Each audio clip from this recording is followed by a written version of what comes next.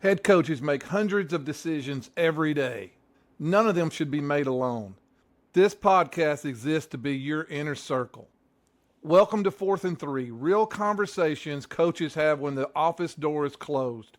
I'm Randy Jackson, and I've spent 33 years in the coaches. I know this job is far more than plays and practice plans, handling issues the general public never sees. Pull up a chair and let's get started.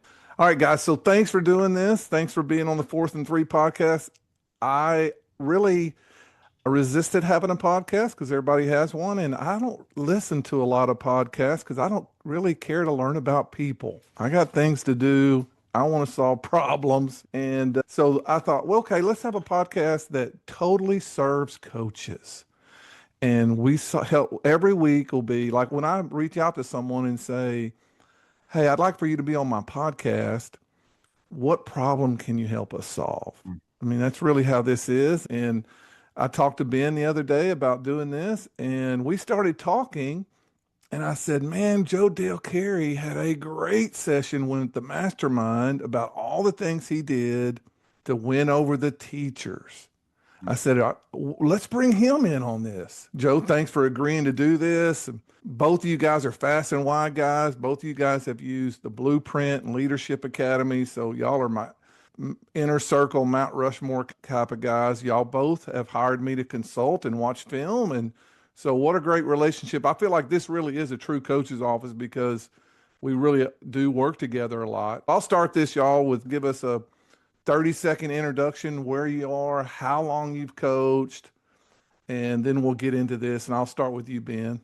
Ben McLaughlin, the head coach at Louisiana Christian University, 39 years old, going into my third season here at LCU. I was a college offensive coordinator for 7 or 8 years and got into high school for 4 years as a head coach for 2 before I came here. This is my alma mater, so I'm kind of in a perfect spot here where coaching where I played, and my wife's from here. That's going to tie into some of the questions we had today of how I approached this college, because it's not just the next job for me, and it truly is a place that could be a long-term. I could be here 20 years and have a very content life because it's best for my family. And so I approached a lot of what we do here with that in mind. It's awesome. So, and just some trivia, Ben was the quarterback at LCU, and it was the Division III Heisman Trophy winner. So big time. It's like a coach. It's like a block of coal. Yeah, we want to see. Pennsylvania. We want to see like this. 80 pounds. It's a big old block of coal. It's kind of cool. That is very cool. And so we had a fast and wide camp at LCU last summer where I almost died because I'm a little out of shape because podcasting's not real cardio. A picture of Ben hanging down from the stands. I did not put that there. I did not hang my own picture. The previous coach did that. Coach Cary and I've been friends forever, was head coach at Crandall, which was near Forney, where I coached, and I got to hire his offensive line coach, Steve Ford. And anyway, Coach Cary, thanks for doing this. Again, I probably did 75 mastermind sessions, and yours was way up there as far as being the most practical. Do this, this, and this, and it was amazing. Tell us a little bit about you. Yeah, I'm finishing up year 26 right now. I'm at Tomball, head coach at Tomball Memorial, just a suburb of Houston. Finished up my second year here. I'm not an alumni of this place, but I do love where I'm at. Could easily be here for the rest of the duration. I absolutely love it here at Tomball Memorial. Great district, great people, great kids. Was head coach at Brazoswood, Hondo, and Crandall. Then I was an assistant coach at some places before that, Harker Heights, San Antonio, Reagan, Aledo, Port Neches Groves. I worked at some great places, worked for some great head coaches. I've learned a ton along the way. And last, 4 or 5 years, been a part of Fast and Wide and the Elite Coaches Mastermind, just learned from everybody, and it's been a great ride. So rocking and rolling here at Tomball Memorial. Thank you.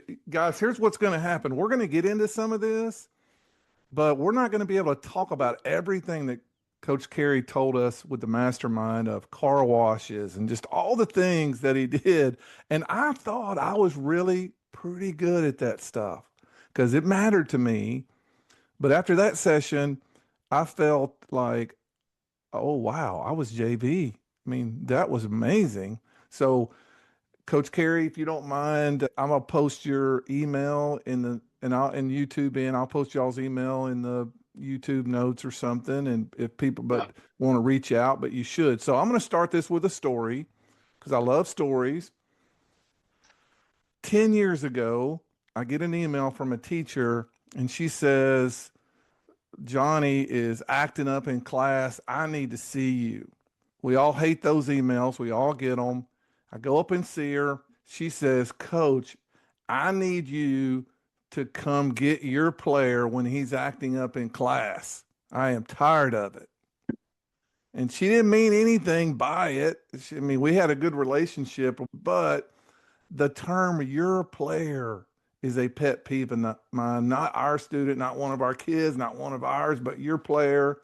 The purpose of this podcast is to help the staff and faculty and the campus go from they are your players to they are our players. And so that's where we're going today. We want to get the faculty to be on our team, but we also want to get other sports, custodians, everybody that comes in contact with your program. And we're going to hammer that today. This is going to be an amazing session. So let's go. I'm going to start with you, Joe. In your experience, what's the number one thing coaches miss when it comes to relationships with people outside the field house? Yeah, I think with teachers, there are a lot of allies in the building who can help reinforce our team standards during the day.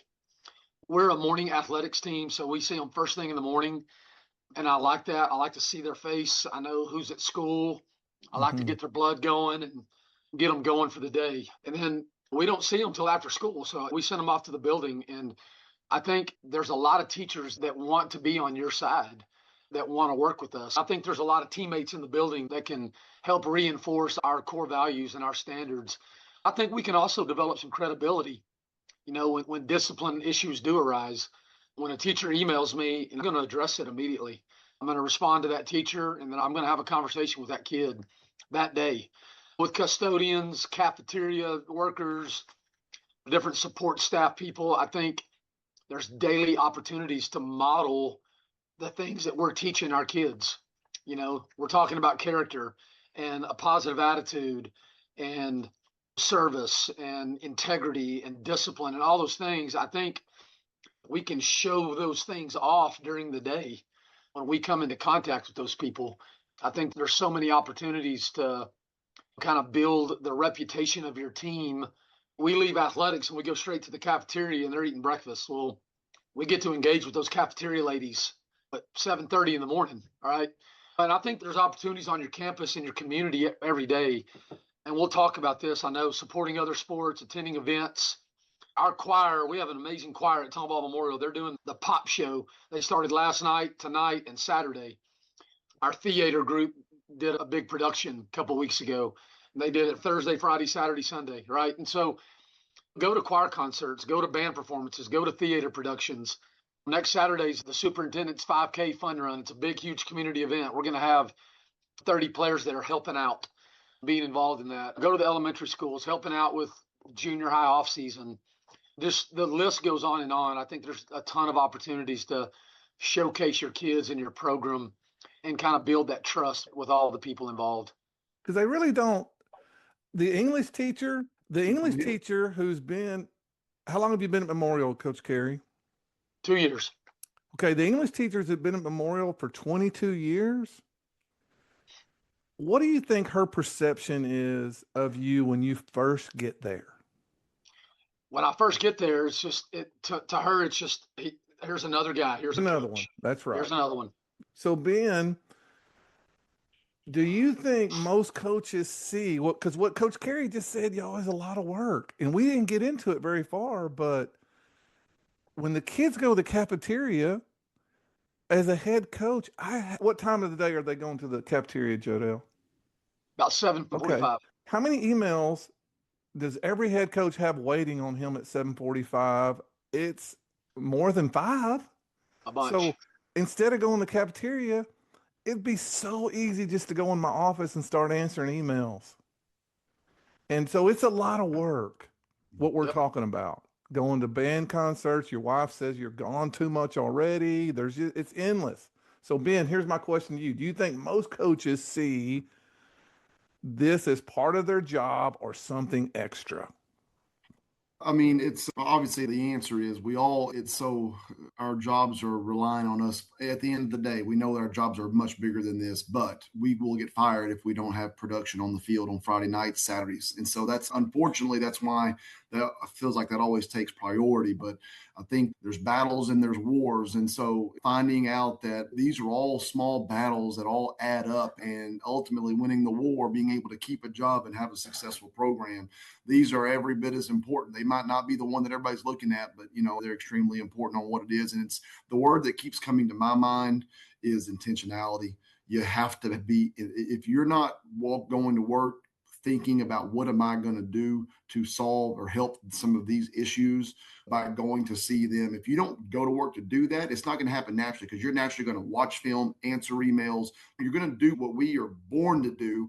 But those things are a part of it that we've got to do. If you're not intentional about it and have a plan, you're not going to hit it. And so whether it's a task list, whether it's a sticky note, I've got a few things that we do that we'll get to in some of your other questions later on. I don't want to say it all here, but just being very intentional on the parts. And I think this is life. The things that you got to do, but you don't want to do, if you're not intentional about it, you're not going to get those done. And so I think all of those things fall in that bucket of, man, it's not what we signed up for. But dadgummit, if we want to do what we want to do at the level we want to get it to, they're every bit as important as that play call on third down. Well, yeah, I love that point. There are offensive coordinators, and there are position coaches, and there are head coaches. And I heard Bobby Bowden say this one time at coaching school at the Texas convention.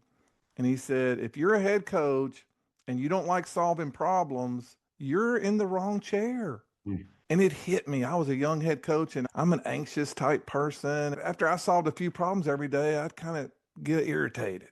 And that helped me so much. He said, if you've solved 10 problems that day, you had a good day. Mm. And so I think this kind of falls in that bucket. Mm. You love offense or defense, and that you just can't help it, then stay a coordinator. Mm. Don't be a head coach, because this stuff is important. And I'm jumping a little bit, but find an assistant who loves this stuff. When Eric Lester was my assistant head coach, he would probably every other Friday take the counselors a Sonic drink. Okay, Ben, back to you. Take us you've been at LCU 2 years as well, right? Mm-hmm. Both of y'all are 2 years in. This is great. So when you first got to the campus at LCU, what did it feel like? What was the vibe regarding the football a team that had just won the conference championship? What was the vibe? There was a lot of change happening, obviously. Change for me, the head coach. We got a president resigned or retired and moved. I mean, there was a lot of moving parts. There was a lot of unhappiness probably from a lot of departments, not just aimed at football, but when you've got issues and it starts from the top down and everybody becomes defensive of their silo. And so nobody wants to work with anybody because nobody wants to give in. That was the environment. And that wasn't the former head coach's fault. It wasn't the former president's fault. It was just all of it combined. It seemed like they were all just fighting for scraps. And so when I got there, we were enemies, and it wasn't their fault. It was probably some of our football program's fault, but it felt like that when I first got there and I'm trying to feel it out, everything was a battle. Nobody wanted to give anything because I think everybody feels like if I give something, then I'm going to go and take it. And now if I redraw the line and I've just encroached on your territory, and it's just that constant, I feel like I had a lot of war and battle metaphors. I am not a veteran, and so I hope I don't, but it makes a lot of sense to me in my mind of how that works. And so there was just a lot of negativity, not just to football, but everybody fighting against everybody here. Business office fighting with admissions and fighting with financial aid and with football and athletics. And it just wasn't a good situation to begin with. And luckily we got a new president. And so there's a lot of things I'm not fixing this college. A lot of things are going in the right direction here that are fixing these, but we had to definitely do a few things to go that direction on the football side. Okay. So tell me if I'm being too blunt here, but were the football players liked by the campus? No, they're not. And I'm not saying that everybody here loves us either, but there's a whole lot of and this is where I'll get pissed. There's a lot of your guys or those guys aren't college material. That English teacher that thinks that they're teaching at Harvard, and we're like, guys, that student's paying your bill. If he's not here, you ain't got a paycheck here. And so there's a whole lot of that from the top down, and it's just everybody defending their position. And so, no, we were definitely the enemies of a majority of the sections around college. Okay. And you've been a high school head coach. Mm-hmm. Is it just as important for the campus to like the football team in college as it is in high school? I think so. I think we get a bad rap. I think every other sport, every other department, academic, they think that we're sitting here on gold mine because we're football. We get everything. And we all know we don't. For if we got money, it's because we work to raise it, right? And so I think there's a preconceived notion that we are, even though we know it's not true, but everybody is against us from the get-go because they think everything's given to us. And so I think there's everybody, every job, everywhere, there's people that are jealous of you, that people want what we have. And therefore, you're always fighting that battle from a defensive side of it, just from the get-go. Great point. If you're a head football coach listening to this, you're guilty until proven innocent of whether you want to be a team player or not. Yep. Because we have created this. Football coaches, if there is a hamburger cookout on Friday before spring break, football coaches are going to show up and eat, and it's a potluck, but they're not going to bring anything because, they're the football coaches. We have created this, and it matters how the faculty perceives you. So, Coach Cary, I want someone listening to this to have 3 pages of notes when this is over with. So you got to Memorial 2 years ago. What was the first thing you did to start building relationships? I think the first thing is meet as many people as possible. Be visible at events. So I got hired end of February, right? So basketball season maybe wrapping up, but soccer's still going. Baseball and softball are going. Tennis tournaments, golf tournaments. There's a lot of spring sports that are going on. So be at as many events as possible. We scheduled a meet and greet at Rudy's Barbecue. Have a meet and greet. The Booster Club put it on. We invited the faculty and staff. The community just come to meet me. My wife was there. Getting to know people. I think that's the first thing. But get to the junior high campuses. Get to the elementary campuses. Take your team to the elementary schools on a Friday morning and high five elementary kids. It's amazing how far that goes. As I mentioned earlier, going to different events on campus, a band concert, a choir concert, a theater show. But I think presence and visibility is imperative and kind of helps set the foundation for setting your vision for us being a Wildcat family. Coach Cary has got to get out of this office and be visible in the hallways. We're having a chili cook-off next week. Our faculty, right? Coaches need to participate in that. We're having a chili cook-off. We're doing all kinds of fun stuff around to promote the Houston Rodeo that's coming up. Our principal, she is amazing as far as creating culture and things like that. We've got different things going on right now in the school building for the Olympics. We're just doing fun activities in the main hallway during lunches. So coaches have to be involved in those things. Actually, at a pep rally, we have a pep rally today. So be at the pep rallies and participate in the skits and the games and the dancing and things like that. So just be a part of the school, be a part of the climate and the culture and the things that are going on. We'll talk a little more later about, specific events, but I think just being visible and being present is huge. I consult with guys trying to get interview for head coaching jobs. And one of my guys in Delaware got a job. We were talking about interview questions. And I said, listen, if they ask you a question about how you're going to win over the faculty, you got to say, once I've been hired 2 weeks, no one in this building is going to be able to say in the faculty lounge, I don't know who Coach Jones is.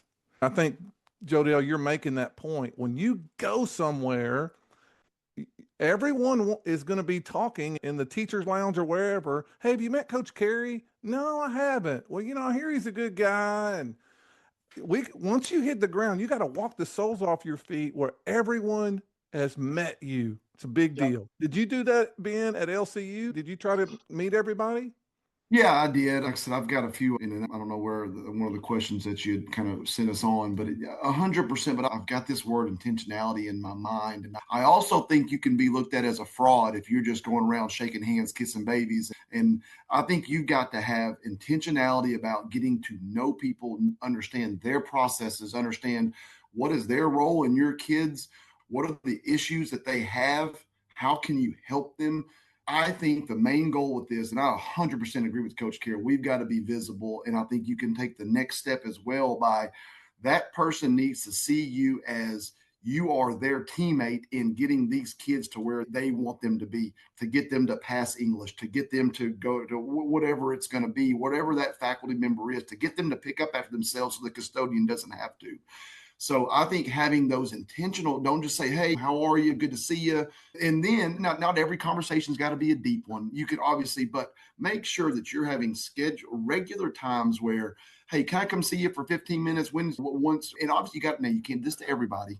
I think you've got to have a hierarchy. The ag teacher probably doesn't need to hear from you a whole lot much more as that English one that's going to fail half your kids if they don't get it or whatever else. But be very intentional on, I'm jumping the gun here because I know how these get and we never get to all the questions. So here was my philosophy. I want everybody to feel like they're a coordinator for me.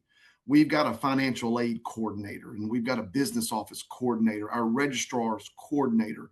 When we won, Coach, I got rings to all those people because they have so many more interactions with us. And I took it to them and I gave it to them and I said, you helped us win this, because they did. Because, and I know with transfer now, you mentioned it before we started recording, guys, if they don't enjoy the experience that they have on this campus outside of the football walls, they're not going to stay.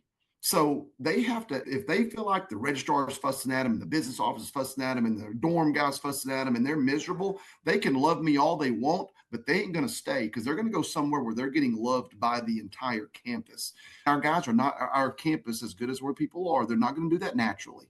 I've got to make them feel like they are a part of our team. And I think before I can make them want to be a part of our team, they've got to know that I'm on their team. I am a faculty member. I am an educator, and so having those intentional conversations so that they know that, okay, he's in this with me. And last thing before I'll pass the ball back to you, I think it's powerful when you're talking to teachers and anybody that I think these people think that they are turds for them and they are golden children for us. And it's like, no, if he forgets to turn his homework assignment, I will say, oh, you're right. We gave them 5 plays to learn for last practice, and that guy didn't learn any of them. I'm with you. But let them understand that I promise you, if they're having a problem with them, there's a really good chance that we're having some of that same problem with them on our end. So how do we come together to solve these for both of us? Yeah. And I think if they can, once they start kind of seeing that and feeling that, I just think they have no choice but to help pull the same direction as opposed to tug of war. Okay. Here's what you said that was really fascinating. I want to pull the string on this. You got a ring to the registrar and the business people and all these people that you need. In high school, I believe in the power of a t-shirt. Mm-hmm. And if you have the budget, you should give every counselor, everyone a t-shirt.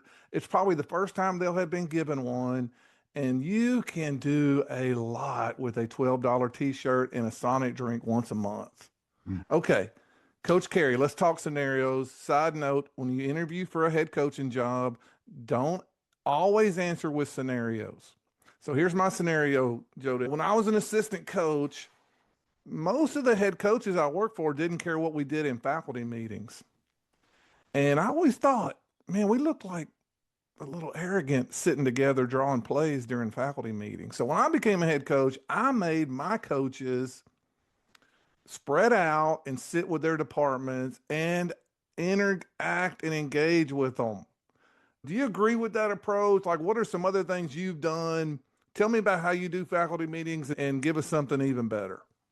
Well, I love that idea, and that's something I probably need to do a better job with. But number one, make presence at faculty meetings. I do encourage coaches to sit down front, don't sit in the back and jack around during the faculty meetings, be engaged. But I'd love the idea of sitting with your department. That's a great idea. But We don't miss out on PD days, staff development. I don't try to get out of those. Like, hey, can we be a couple hours late? We're not going to do that. If we have to practice in the afternoon, we'll just move practice. We're going to be at PD days. We're going to be at staff development. Coaches are expected to be present, be involved in discussion, be actively engaged in those meetings. Look sharp, dress professional. Don't wear your coaching clothes to faculty meeting, professional development, things like that. Dress professionally, be engaged in what's going on. Participate in spirit days. We have dress up days and things like that. The kids, the teachers, they love it when coaches participate in those things. Whatever it is, crazy tie day, crazy sock day, whatever it is. You mentioned earlier, like potluck lunches, school events. Don't just show up and eat the food and walk out the door, right? Be a part of those things. We have teachers of the week during football season. We give that teacher, and we'll do 4 or 5 just because we're a big campus. We have over 200 teachers in our building, but we may do one from social studies, science, English, and math that week, or we may highlight the foreign language department, or maybe fine arts or whatever. But give all those teachers a T-shirt, like you said. Give every one of them a T-shirt. It says All Caps football on it. Costs $7. It's easy. So do teachers of the week, and probably need to find a way to get teachers engaged with something like that during the off season as well. But I think there's just so many ways that you can get engaged with your faculty and your staff. Yeah, we used to, when we have a boot camp. I think you should have a boot camp in off season. Boot camp is an event, 3 weeks. We did it in February, and it was like something we ramped up towards, and boot camp. And we did boot camp T-shirts, and we give them to the faculty. And we'd ask the faculty to wear this shirt the first day of boot camp. Yeah. Now this ties you in with them. And like you just said, I mentioned $12, but it's not, they don't have to be $12 shirts. They can be whatever. So Ben, is there an equivalent to faculty meetings? I know the college level's totally different, but you've been at Buckeye High School in Louisiana. What's the equivalent for your assistant coaches? What do you expect your assistant coaches to do to help win over the campus? Yeah, it is different. We don't have those. They do have faculty meetings, but they call us staff, so we're not even invited to those. I think we could probably go to them, but we have coaches that are in specific spots and roles. And so I think the equivalent for us is I've got a coach that is the academic coordinator. And so it's his job to go and be more visible in the hallways, because we're a college campus, so we're all over the place. But he is our face from that side of it. And then we've got a lot of other different things from that side of it. So yeah, it's a little bit different. And I've got to should think more outside the box on how to do that. We have class checks where I was like, because nowadays, back before there were electronic attendance, we went and class checked, actually had to look in windows. But I do think there's something to just when a professor just kind of sees a football coach out there peeking in his classroom, because, okay, well, that coach he's making sure those kids are here, whether or not you're doing it or not. So just making sure that we're kind of walking around and doing those. We're also different in what my coaches get paid at college. For you guys listening to this, if you think college coaching is what you want to get into, if you're a high school coach, I hope you're ready to take about a 50% pay cut. So my coaches don't get paid a lot. I mean, I've got a receivers coach out there making $30,000. He's a full-time receivers coach. He's one of my 6. So I try to take as much off of them on that plate because they're not over there. And so I really kind of dump all that on me. So I try to go over there and have those conversations and walk those halls, see those people. And my equivalent of that is just making sure that I'm having some actual face-to-face conversations with these professors, because it's not bell to bell here. It's just different. So I've got to be very intentional of getting with them in their office hours and doing some of that stuff. So here's what I used to do, guys. I would hole up in my office and do my job. And I would prepare for 90 minutes for a 10-minute team meeting. I would watch film. And I was pretty good head coach.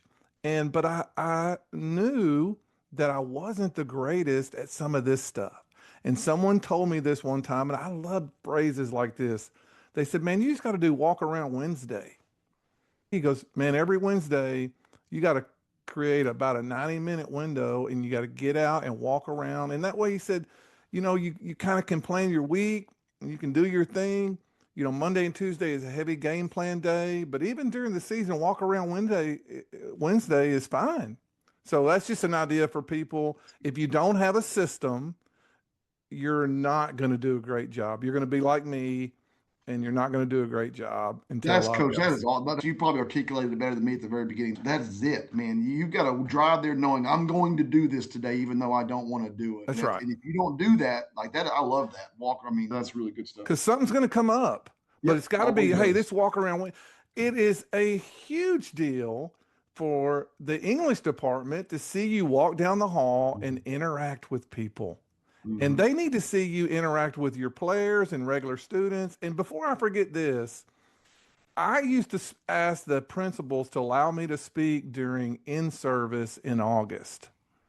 I wanted to stand in front of the faculty and tell them what we're doing to help raise kids. I would talk about the critical decade. So the critical decade, y'all, for the brain is from 15 to 25, or the critical decade for humans. The brain stops growing at 25, but here's what the government figured out years ago. If you have 5 people in your life who you know care about you between the ages of 15 and 25, your success rate as an adult goes way up. So let me just rephrase that. We all have to have 5 people who we know care about us, and let's say 2 are our parents. Well, the other 3 aren't that easy to find, but if we can have 5 people in the critical decade, our chances of success go way up. So I'll tell this to the faculty, and I say, I promise you this, as your head coach, you have my word, we're going to be one of the 5. I'm going to be one of the 5, his position coach, and I challenge them, will you be one of the 5?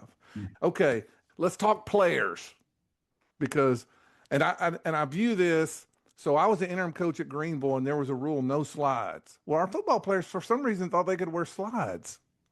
And boy, I had to fix that. So at the college level, I would think, Ben, that might be more of an issue. I'm thinking of Deion Sanders making his kids sit at the front, no slides and all that. What are your expectations for your players in the classroom? Yeah, I mean, look, we can go down the rules that we have, and it's obviously sit in the first 4 rows, sit in the front. I mean, we've got to don't wear pajama pants. In college is crazy because if you don't do something, they're going to be there in pajama pants and a sleeveless shirt, and so there's no dress code. So you've really got to educate them, and you've got to educate them on appearance and how that goes, and finding a way to defeat the stereotype that all football coaches and all football players have. When you sent me this as a pre-question, I was trying to think, and this may not be right. So, Randy, you can tell me I'm wrong here. We've got 170 players on our team in the fall, and I've got 6 full-time coaches, including me and 5 others, and then I've got a couple of GAs. We set the standard and we tell them, but you're going to spread yourself too thin as well if not everybody's the same.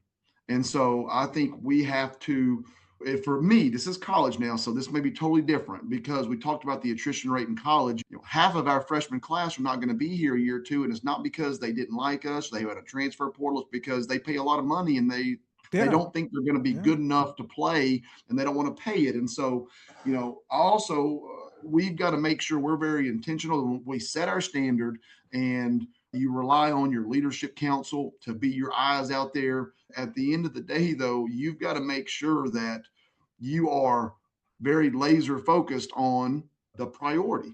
Because if you don't, what's going to happen is you're going to be spending time on a kid that is going to be that. Well, and they're adults, so you probably, what I'm taking from this is, hey, do right when you're in the classroom. At the high school level, here's what I used to tell my guys.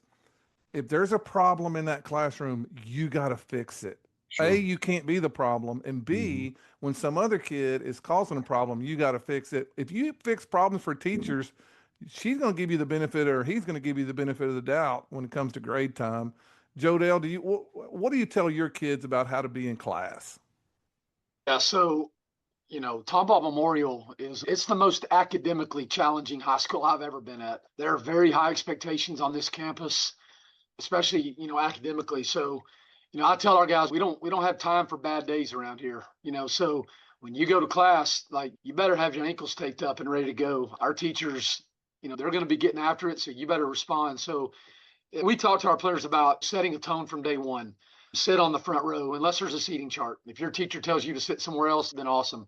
If not, get on the front row. Greet your teachers every day. Smile and say hi to your teachers. We use phrases, yes, ma'am, no, ma'am, yes, sir, no, sir, please, and thank you.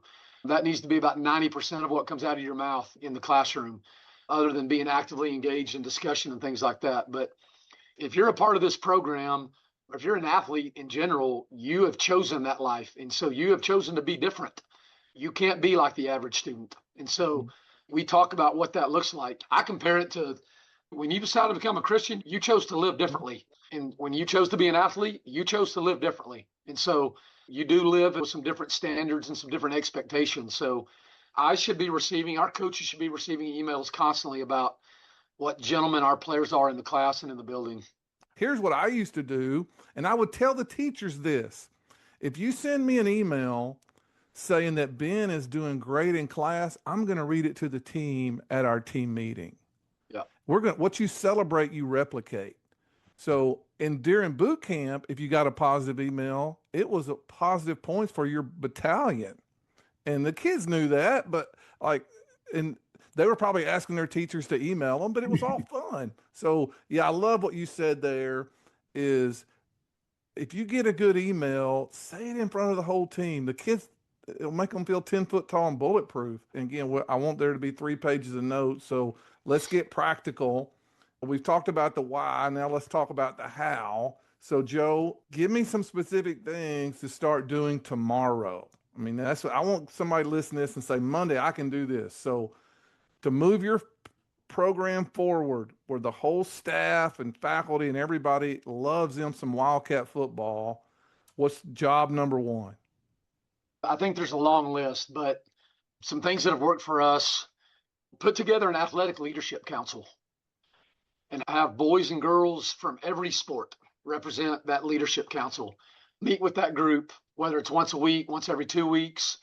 But now I've got kids from every sport that are having a voice in what we're doing and how we're doing it. And there's a ton of different things you can do with an athletic leadership council. You can use the blueprint. There's a ton of different things you can do there. Have coaches, faculty member, administrator, be a part of that group. Have your administrators come speak to that group. Go visit elementary school.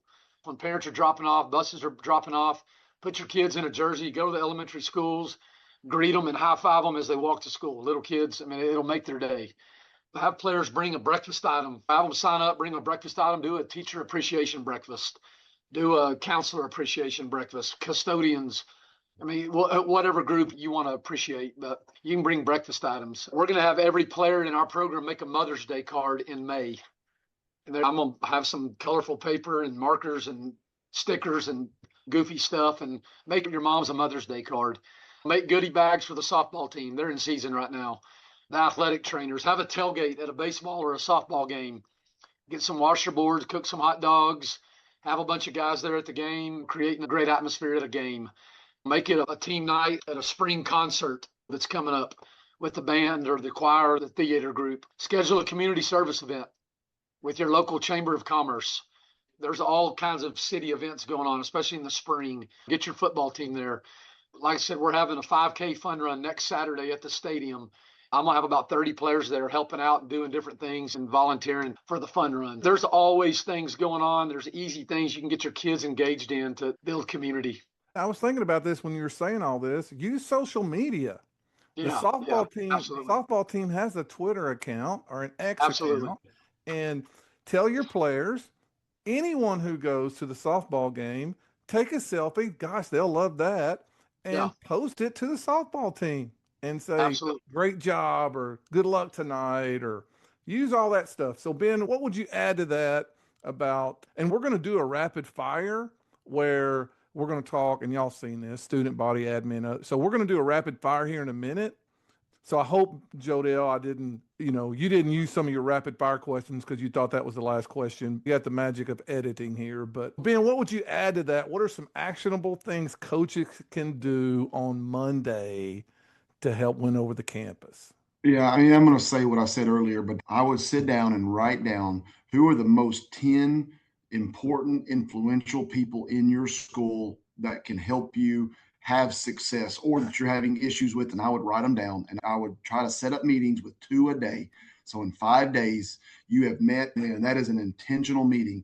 Take a notepad, sit down and say, basically you approach it from a learning standpoint. All right, tell me, explain to me who are your issues, what are they doing, and try to learn from them about what they do and what their job is and what our kids are doing, and have that intentional conversation. And I think if you can do that, if you can meet with 10 people in the next 5 days that are influential, and now you don't have to meet with them every week, but there's at least you've set that, and then you can go and just kind of, now you can poke your head in and say, hey, how's everything going? You can have more casual things, because I think everybody needs to figure those out, be intentional, list the names out, set meetings up. 10-minute meetings is all it really needs, and learn what they do and learn what issues they're having with us, and basically say, how can I help you do your job? How can I help you? What can I do? And the more you do that, then when you call them and you need their help, they're more willing to, hey, little Johnny now's got a 69, he needs a 70. If they know that I've been working with them the whole semester to help get to wherever we're at, I'm not saying it's going to be perfect, but you got a lot better opportunity to get some of that help from them at the end. So you're saying, I'm putting this in a high school perspective, you should go to the cafeteria director and say, are there any issues with how the football players are acting when they're getting their food? How can I help you? How can I help you? Need a coach standing right there. I can do Yes. that. I can put a coach right there. How can I help you make your day easier? Hey, is Rob Gilbert a pain in the butt? It is. What are the athletes doing or the football players doing that I can make your life better? Yes. My job is to make your life easier with our players. Yeah. And give them a t-shirt. And so before we go to rapid fire, I'm going to give y'all one thing that I did that I thought went over well. At the end of the school year, we had a teacher's Sunday extravaganza. And so it was right after school. So, because we didn't want to make it where teachers had to stay, and it was invite only. And I would send an email to the teachers and say, if a football player invites you to this Sunday extravaganza, please come to the cafeteria right after school, right after duty, and you'll be announced.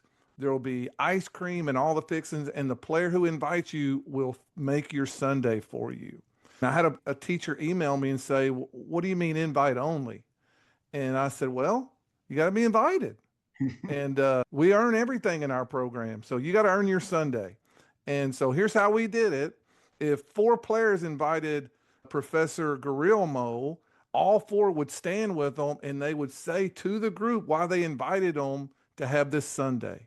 It took 45 minutes. They loved it, but they had to earn, like you had to be invited to get that Sunday. Those are kind of things, y'all, that take a little bit of effort, but not a ton, and they're a big deal. Football season, here's what I tell my clients. Football season should never end. There should always be something, boot camp, there's social media posts. It should never end. And for you to win over your faculty and the other student body, man, you got to do things like this. So now we're going to rapid fire.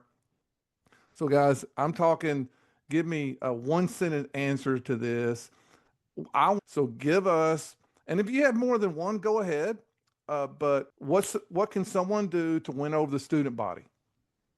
In August, we did popsicles with the band. So the band's out practicing in August. It's hot. I bought 300 popsicles, cost $15. Football team goes out. We take popsicles to the band after one of the practices. I talk to the band on the big speaker, tell them how much we appreciate them. We got these little rubber bracelets that have a motto or something for the year. I bought one for every cheerleader. All the cheerleaders wear them with us, so they're part of that with us. Goodie bags for the dance team. Be involved at pep rallies and things like that. Cafeteria. Invite other kids to come sit at your table. You know, there's kids sitting by himself, football players eating together. Come sit at your table and eat lunch with them. So those are a few things we do. Ben, what are y'all doing at LCU or even at Buckeye for the student body? LC is a challenge because we're 70% athletes. And so, I know you've got a question for other athletes, but with student body, it's tough because we're a suitcase college. Most of these kids want to go home. So I try to tell our kids, the more you find a way to connect, the more fans you may have in the stands. Because if not, if they don't know you, if they don't like you, if they don't want to work with you in class, they ain't going to come support you on Saturdays when you want them to cheer for you. And so one random thing for college is intramural football, is obviously non-football players. But I was like, I want my players to go and coach those. I want you to go and coach these regular students as their intramural game, and hopefully that can tie some bonds in there, and it just makes it anyways, get them involved. Intramurals is probably a very similar thing from us, because that's our normal students, but there's some other athletes in there as well, but I try to encourage them to get involved in that. And I want to participate in this one. So for me, student body, have a fan of the night at your home games. So at the end of the third quarter, whoever has the most face paint and the best sign, bring them out to the field, announce their name, have an admin help you, and they're going to decide the winner of the fan of the night for the student body. Make sure you get them some gear, the pullovers, the cool Under Armour stuff the coaches are wearing, get them gear. I invite some of our admin to come speak to our team. I want our team to know who the assistant principals are, who our principal is. We write them thank you notes. There's like Administrator Appreciation Week or whatever it is. I'm going to have our team write every assistant principal a thank you note. Make sure players are stepping up and volunteering for different leadership groups and different groups on campus. When help is needed, when something's needed from an AP for whatever it is, step up and be a part of that. So those are some simple things we do. That's great. Ben? Yeah, I was going to say, I want them to come talk to our team, and I try to coach them a little bit and say, I want you to take your president hat off, take your assistant, vice president hat off, because I want these guys to feel comfortable to come to you. And so many times the principals, they see them in the hallway and they're a principal and they're not, like you said, they're not so-and-so. And so we try to do it on a regular basis. I want our admin that they don't, because especially at college, they don't see the president a whole lot. He's not in the hallways. And so I want them to know him, and I want him to have the freedom to. And what I found is our admins like it, because they can finally get away from that stuff and they can go and be a part. Because a lot of admins are coaches or former coaches or athletes. That's just, I know a lot of them aren't, but a lot of them are. So I like it because, like Coach Cary said, I want our players to see our admin as who they are as people, not the title that they have. And if they can make those connections, then it just goes a long way. So here's what I used to do. We have core values. So Monday was juice. Tuesday was competition. And Wednesday was blue collar. So here, every now and then I would tell my students, my players, hey, it's Juice Monday. Find an admin, take a picture with them, and maybe 3 of y'all take a picture with an admin, and we'll post it. Hey, thanks, Miss Smith, for bringing the juice all the time. We just want to celebrate you on Juice Monday. And you can do this with custodians, and the kids love it. So the next week, we would do competition Tuesday. So on Tuesday, find your favorite cafeteria worker, anybody, and take a picture with them, and we're going to post that. So once a week, we were posting, and we would alternate it. So the next Juice Monday would be teachers. The next Juice Monday would be custodians. The next Juice Monday would be staff. So football season should never end. Okay, other athletes. Coach Cary, what are you doing with other athletes? Number one, be at games. During football season, go to Tuesday night volleyball games. Be at home games for all of our sports. Be at those games supporting. They all come to Friday night football games, so we need to go support them. So let's be at games, be visible. Like I mentioned earlier, like a tailgate at a baseball, softball game. People see that happening, they'll come join in. We're throwing horseshoes or pitching washers, whatever. The Athletic Leadership Council, getting kids involved from other sports and things like that. So I think those are just a few of the easy things that we'll do to get some of our other athletes involved. Ben, how about you? What are y'all doing at basketball? A couple of things that came to my mind with this, and we discussed the other day, is we're either sharing. When you say other athletes, I'm also thinking other athletes and other coaches. We're sharing our kids or we're sharing our facilities. And we can get a bad rep as coaches because it's football and it's the moneymaker and it's the first one of the school year. And it's easy for us to bulldoze our way to get what we want. And it's easy for them to feel like they're always on the back burner. Everybody, like Coach said, wants to be at football. But I think in war, to win a war, I'm assuming generals, there's strategic retreats are every bit as important as winning battles. And I think we've got to all have a mindset when looking at other sports and other athletes is give them some wins. Give them something. If they ask for something, it's easy to say, no, we got practice. But if you can, give them some wins and give them showing up at games as a giving them a win. The coach asked man, coach, we got to do this. We can get on the field 30 minutes early? No problem, coach. I'll work with you. Give them some wins so that, again, they feel like you're a part of this thing together. And so I think finding a way we're competitors. You're a good coach in here because you go and you compete and you win. But I think that what we're talking about, the whole thing today is, this is not just about winning all of these battles. It's how do you find a way to give and take and be strategic so that you win the war, not just the individual battle that you might face that day in the issue. For me, it was put my guys in battalions, and for every activity you go, take a picture, post it, your battalion's going to get a point. And so I would make it a competition of go to things and post it, use their Twitter account, and you get points. And you got to have coaches help you with that kind of stuff. Teacher of the week, give them a t-shirt. Teacher appreciation game during the season. One of our Friday night games is teacher appreciation night. We're going to make a video with some of our players talking about their favorite teacher. We're going to put it up on the big Jumbotron at our stadium. We're going to invite the faculty to the game. We're going to have a pregame reception. We're going to honor them like at the end of a quarter or at halftime. We're going to put the camera on our faculty that's at the game. We're going to have teacher appreciation breakfast at some point during the year. We may do a staff car wash in August. I got that idea from you, Randy. Do a staff car wash in August when they're first back at school for the year. Like you said, football season never ends, just different things throughout the year to let our teachers know how much we appreciate them. Awesome. Really good. Ben? Yeah, look, saying it's for me, it's having a meaningful conversation with teachers on at least a bi-weekly basis. If there's an important teacher out there and I haven't went by and and I say meaningful, it doesn't have to be about our kids. Once you get to know them, it could be, if you saw that something happened on social media in their life, hey, but make them feel like that they're an important part of your day. And so meaningful conversations, that's not just, hey, how's it going? And you move on, to make them feel like they're an important part of not only the entire school and your life and your program. So you said this when we prepared this podcast, and it was awesome. Everyone that you come in contact with, y'all, that's not in your program, when you win the district championship or conference championship, they need to all feel like they were a part of it. That it wasn't the football team won, we won. And your job as a head coach is to make them feel that way. So Coach Dr. Gilbert, add something to this discussion to help coaches. This was unbelievable. So I've been a college professor for 46 years, and our coaches come and go. One coach in 46 years has ever reached out to me to take me to lunch. I mean, forget about T-shirts and Under Armour. But I would say everything you're saying is great. The only thing I'd add is if you're going to have a faculty member, especially in college, come and speak to your team, have them speak about their expertise. Suppose Professor Smith gives multiple choice tests. So have them speak to the team on how to take multiple choice tests or how to write essays. So you're not just patting them on the back. You say, well, you have a guy in the business department. Have them talk about finance, how you could start stuff today. So make them feel valued by learning about them and having them talk about their specialty. Oh, that's really good.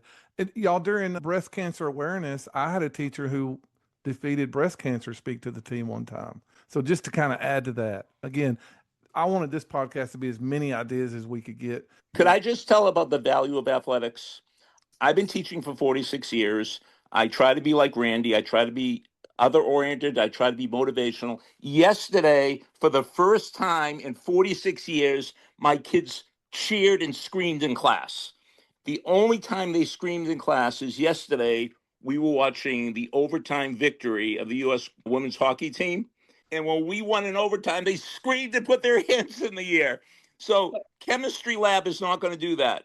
History class is not going to do that. Athletics is going to do that. I have one question from Metter. Put it in the chat. So when you're talking about going and seeing the 10 people that are most important to you, what if one of them's the Booster Club president, but they don't really love you because their kid doesn't play enough? How do you handle that? I answered this question. I said, absolutely. I'm going to have that conversation. And I think, what's the old saying? Keep your friends close, keep your enemies closer.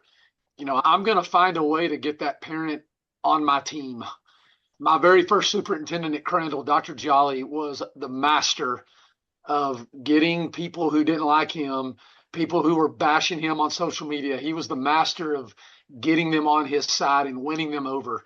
And so, I got to sit in and be a part of some of those conversations. And so it's almost, Coach McLaughlin said we're competitors, and it's almost a game. It's like a little bit of a competition. Can I win that parent over? I'm going to find somehow, some way to get that parent involved in our program, to have them feel like they have a part in it. And, even if their kid doesn't play a lot, I can get creative in high school football and find a way to get that kid on the field somehow, some way, whether it's special teams or extra point team or something. But I'm going to find a way to get that parent involved and be a part of our team. It's awesome. Yeah, I had a conversation with a kid and his parent 2 days ago about this. I tried to let that parent know there's two sides of this coin, and they are independent of each other. You can hate me and you can disagree with me, and you can think we're the dumb football coaches, and that's okay. That's your opinion, and we have to make decisions. And I got 170, and I'm only going to play about 45. So there's going to be a lot of people that think I'm probably dumb, and that's okay. But that's different from you thinking that I don't have our kids' best interest at heart and treat them like human beings and want to set them up.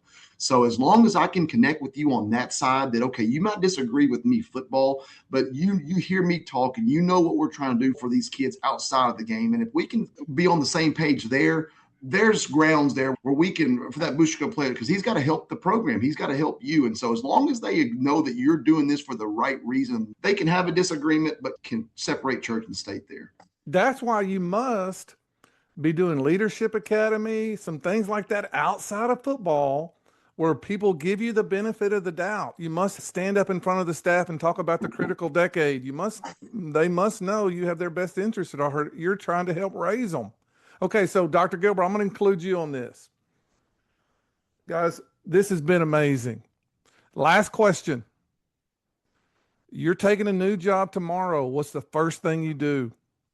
Joe? For me, it's all about relationships. You got to get to know the people. And so I think the campus has to know who you are and what you believe. So speak to everyone, smile, be personable, be visible, encourage your football players to be involved on campus with all the different opportunities, but constant communication with faculty and staff, a positive email to celebrate the good things that are going on your campus and with your athletic programs. So social media from individual sports or from the athletic department, celebrate and showcase the things that are going on right now and get people excited about your program.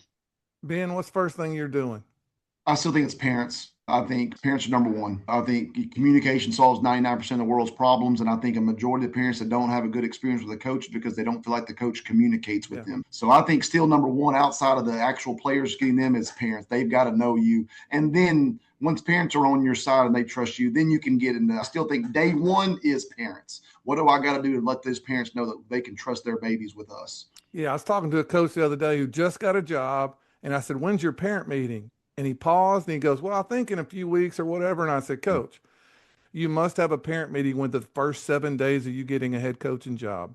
Dr. Gilbert, what's your advice to a coach? Okay, day one has to be the first day of a streak. You have to do it every day. Whenever you meet somebody on campus, whenever there's an open office door, you go in and you have to be happy. You want people to come up to you and say, why are you always happy? You want to bring the energy, as Randy says, bring the juice, because most people aren't happy. So you want to be the happiness injection. They say happiness cannot be taught. It could be caught. So you want them to catch that from you. You know, you could give them a bagel, you could give them a donut, but the main thing is giving them energy. That's the main thing. So Dr. Gilbert, get ready. We need to do a podcast really soon. Coach Cary, this is a huge topic. I mean, I think the 4th and 3 podcast, we've done some good ones. This is must listen to me for all head coaches, and you guys were awesome. Thank you guys very much and appreciate it. I'll see you. I hope y'all have a great weekend.